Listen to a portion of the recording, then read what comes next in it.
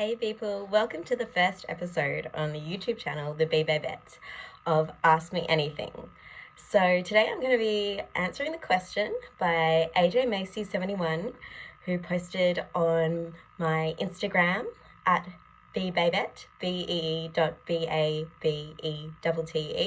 The question, have there been any studies on the sensitivity of bees to extreme heat waves? Now this is a great question, because with climate change, we're having increasing extreme events, including heat waves. So I have found some studies that have looked at the effect of heat waves on bees. There's been quite a few studies on honeybees, but I'm going to be looking at the studies on native bees, given that, as you'll know from some of my other videos on my YouTube, honeybees are a poor model for many of our other bee species because they have very different lifestyles and life cycles, and also they're managed so we can help buffer them against climate change. So firstly, I'm going to look at a study that looked at desert bees. So these are bees that are adapted to extreme heat events. And you might think that they might have some adaptations to cope with heat waves, but they actually don't have any adaptations in thermal parameters. Their warm-up rates are the same as temperate species. They've got no special cooling mechanisms.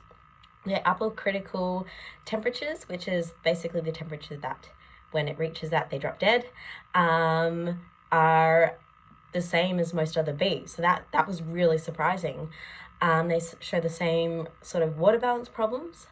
What the authors found, that desert bees, they, instead of having physiological adaptations, they have behavioral adaptations. So basically they are active during the cooler periods of the day. So they're crepuscular, they're active early in the morning or in the evening. So they avoid the main heat, and desert plants have co-evolved to basically offer rewards when the bees are active.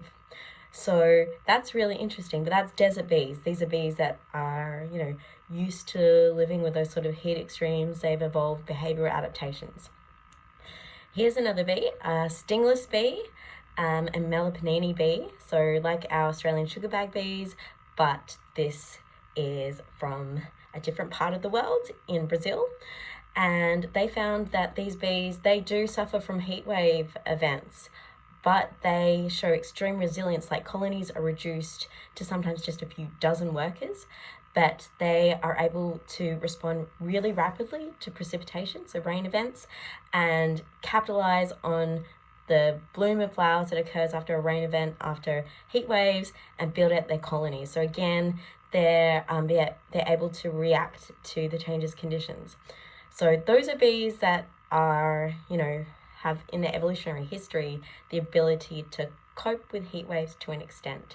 And this is heat waves in their evolutionary history. So we have to remember that with climate change, heat waves are becoming more severe, more frequent, and more unpredictable. So even these desert bees and these tropical bees, they might not be able to adapt. So then there's been studies on bees that are not adapted to heat waves, in particular bombers. So these are big bees, they're from the temperate regions, they are fuzzy, so they're not really adapted to hot weather.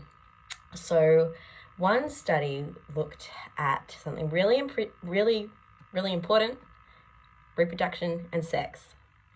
Super important for all species, including humans. So they looked at Bombus terrestris, as well as two bomber species that are declining, and they're even more adapted to colder weather. And they found that a heat shock of 40 degrees Celsius, which is quite common in Australia, negatively affects sperm viability and sperm DNA integrity. So really not good, but only in the cold adapted species.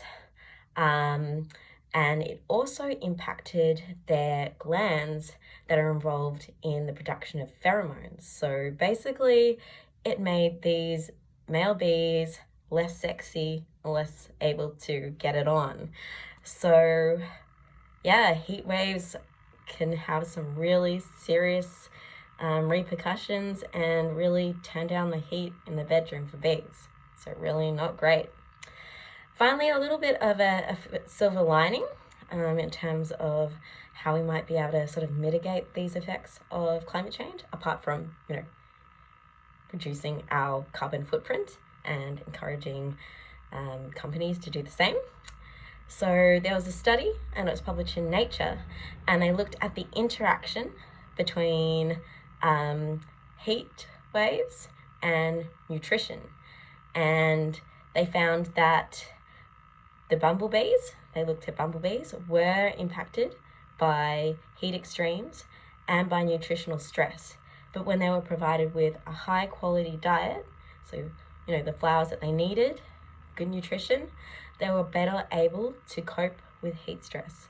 So we can help bees, better manage climate change, because climate change is going to happen anyway, but we can definitely reduce how severe it is with our actions, but we can also reduce how severe it's going to be on the bees by supplying them with some good, high quality wildflowers. So thanks for your question.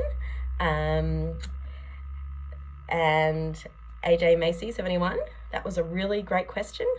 Anyone else, if you have a question that you'd like me to answer, again, drop into my DMs on Insta at Bee Babette, and subscribe to my YouTube, the Bee Babette, for more Ask Me Anythings. Thanks, people.